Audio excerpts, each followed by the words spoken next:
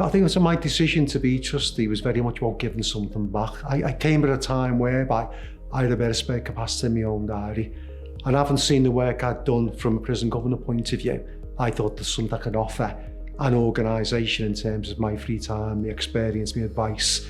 After spending many years as a prison governor, you pick up lots of experience, and I really thought I could impart some of that to the executive team of POP. So my bit really was about giving something back, and also keeping me hand in within criminal justice as well, but really doing things from maybe a different role and a different kind of perspective too.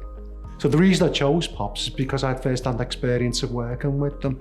I've seen it first-hand, the work they did within prisons. I used to spend a lot of time walking around the prisons, in particular going to the visitor centre, because I really thought you could temperature test what was going on within a prison by seeing how families were treated and how prisoners were able to engage with families. So for me, having witnessed what POPs do about smoothing that transition for prisoners entering custody and making sure families' issues were dealt with in a respectful way, being aware of the anxieties that prisoners' families bring when they first enter the prison, and seeing the work that POPs did to kind of help that process made me think that this was an organisation that I liked, I loved the values of, and I thought I really wanted to be part of too. I really love POPs for its values. It's a very inclusive organisation. I find it friendly, I find it's got a nurtured environment, I find it's just a kind organisation, and that culture very much fits, I think, what we're about as an organisation, helping people within that criminal justice community. So for me, it just felt a great fit for me personally.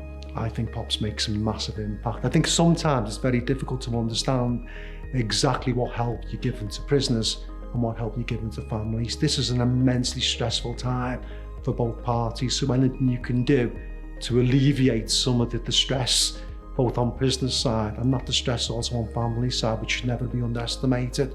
I think it just makes the difference in helping people kind of acclimatise and to really navigate what is quite a traumatic period for both. Oh, I think it's an immensely rewarding role.